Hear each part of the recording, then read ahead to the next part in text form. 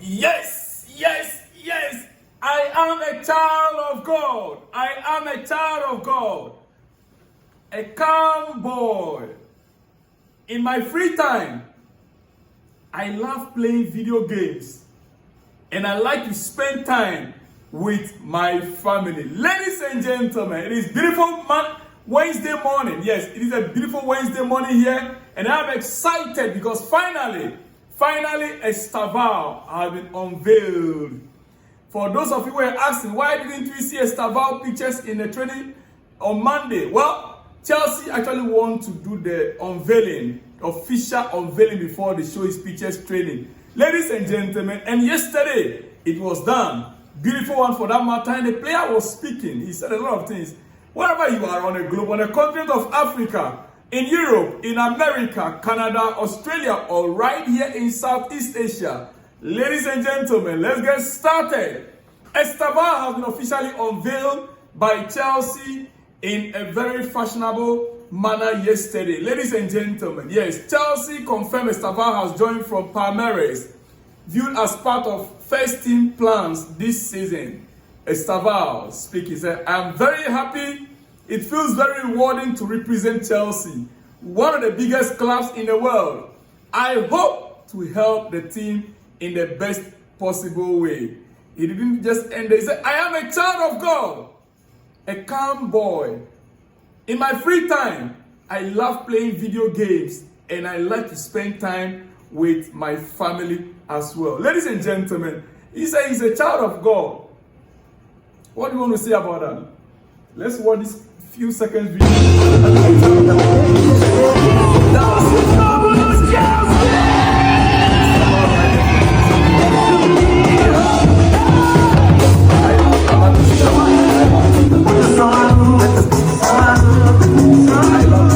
Honestly, we understand Estavao cost Chelsea £29 million. Yes, contract until 2033. Contract until 2033. 29 million from Palmeiras. Estavao, now a Chelsea player. All right. Shall we move on now? Okay. Let's move on now to some other important news. Hey guys, Jackson is back. Jackson is back at training yesterday, ladies and gentlemen. But before I go to Jackson, let me go to some other news items. Dortmund are negotiating for Chukwuemeka. Yes, they want loan plus obligation to buy Chelsea attacking midfielder. Loan plus obligation to buy Chukwuemeka around 21.7 million to 26.1 million. That's a variation. The obligation will be live if Chukwuemeka played a certain number of games. If Kane is fit and plays a certain number of games, dear friends, you know, I have a problem with this kind of obligations to buy. If, for instance, he's expected to play 25 games, and they know that the obligation to buy will be triggered once he plays the 25 games, what if they stop at 23, 24 games, and they find an excuse why they did not play him for the 25th game? They could make use of him until 24. Then they'll pause. And they'll find one excuse or the other. They'll tell the coach, drop him. Otherwise, we'll be obliged to pay £26 million. Then he comes back again to Chelsea next summer. Chelsea should rather find something. If it's obligation to buy, it shouldn't be based on. It should rather be, what would I put it? Based on the entire team performance and the position the club will end by the end of the season. Yes. If we know Dortmund, they are always in between third, they are always in between third and sixth position. So that could be used as a benchmark. He qualifies him for Europe next season, you are buying him. Simple. Ladies and gentlemen, that is my opinion. That is my opinion. Well, ladies and gentlemen, now let's get to Javi Simon. What is happening to Javi Simon right now? Why is the deal still not going through? Two things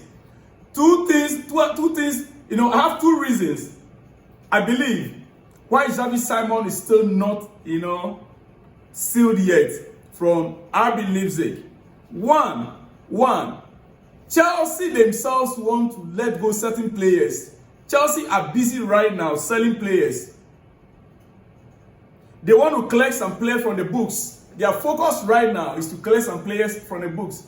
The same sporting directors, the same men and women that are working there. No matter how they try to divide themselves, they want to get certain things cleared, then they can focus on others. Because they know they've gotten enough players that no matter what happens, Chelsea, without Gittins, Chelsea are still good to go next season. Without Javi Simon, Chelsea are still good to go next season. Secondly, RB Leipzig themselves, they are busy. Their focus right now is on Benjamin Sesko. The bidding war between Newcastle and Manchester United. We understand Newcastle has increased the bid even. The personal terms with the player. But the player seems like leaning towards Manchester United. The player is leaning towards Manchester United. Yeah. I am not too sure what else Newcastle need to do. But you see, Newcastle, they are just being reminded. This is a reminder to Newcastle that qualifying for the Champions League doesn't make them belong to the top tier clubs in England. Yeah. Just by qualifying for the Champions League doesn't make you belong to the top tier one club in England. It's very painful.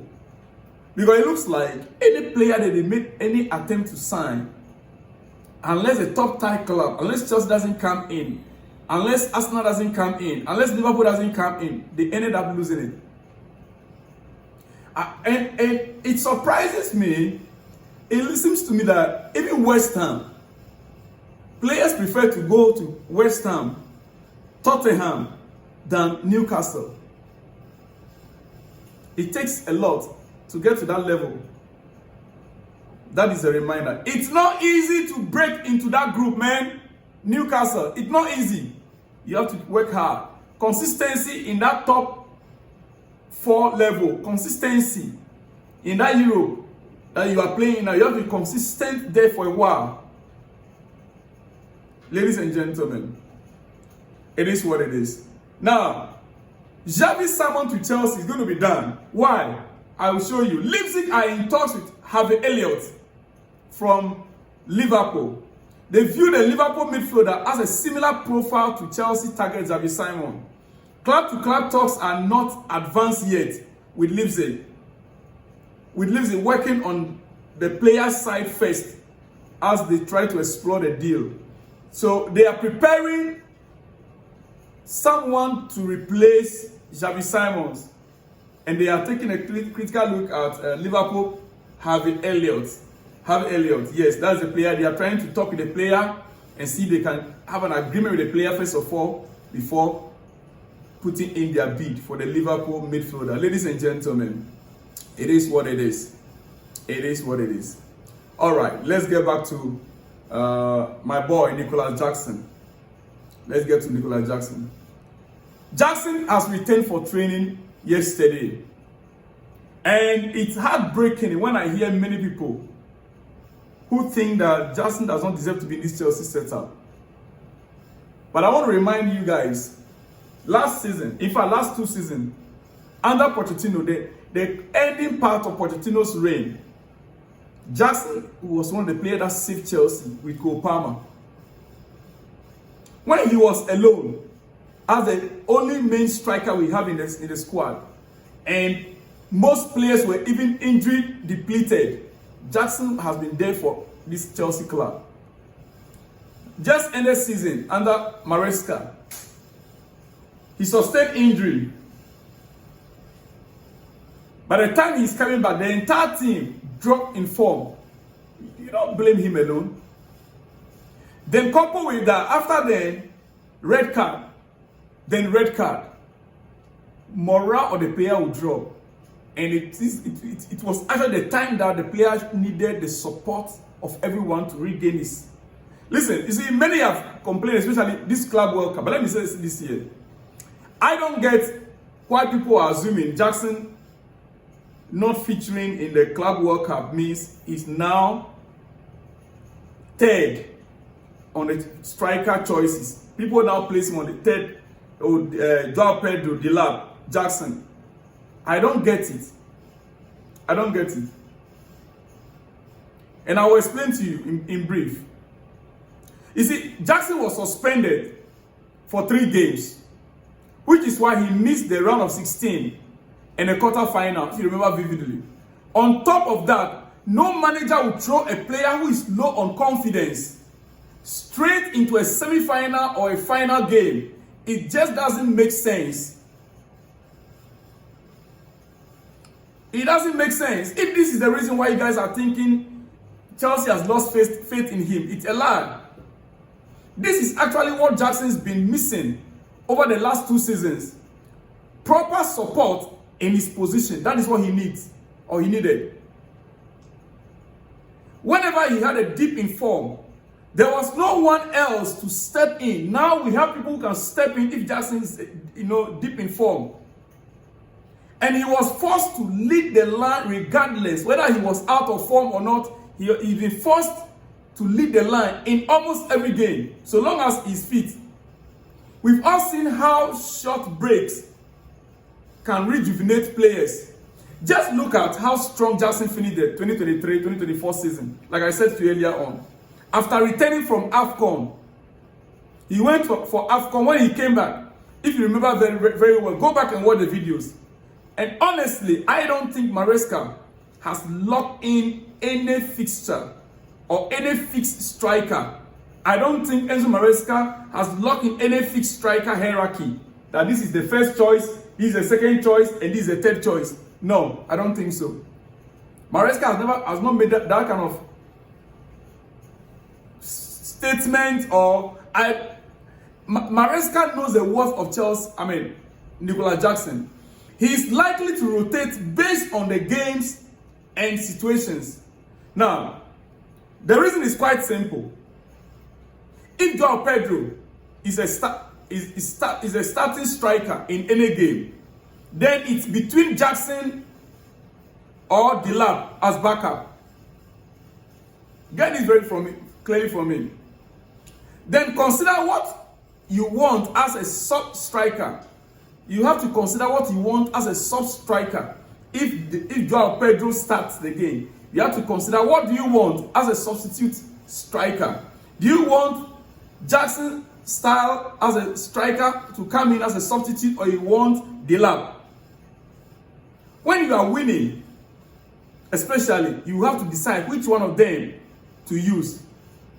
Or when you are chasing the game, let's say you are behind, you are chasing the game. Ladies and gentlemen, now, when you are winning, you need a player that can hold up the ball, that can win you fouls and slow the game down. In this case, logically, you go with a box presence, that is Delap. That will help to, control even long balls and attack on crosses when your teammates go direct. You need Delap in that sense. In both phases, Delap can handle it. That's why it looks like Jackson seems to be number 3 to you guys. But no, wait a minute. Not because Delap is much better than him, but because of hold up play. If it's a substitute, no problem. However, assuming Joao Pedro is not the first choice in a particular game, or he's injured, or he's rested, Maresca can start with Jackson. He may actually start Jackson ahead of Delap. And he will use Delap as a sub. For the same reason that I mentioned earlier. So Delap, for me, I see him like super sub. The first and second choice between Jackson and Joao Pedro. Delap will be very good as a super sub. Ladies and gentlemen. So for you guys out there, I want you guys to have an open mind. Jackson is back for training. If Jackson had not returned to Cobham yesterday or today, Wednesday, I would have been worried. But seeing him in training yesterday, that means that he missed only the first day. Seeing him in training yesterday, guys, I'm okay. And hey, Chelsea remains in advanced talks for Javi Simon, but no breakthrough yet, for the two reasons that I gave you guys. In any case, like I said, the deal is not yet over. Garnacho is also equally still on Chelsea books, and we wait to see what will happen between now and the weekend. I'll see you guys all in the next one because I know more exclusives are coming on pretty fast. I'll talk to you guys all in the next one when you see me. Shalom and peace.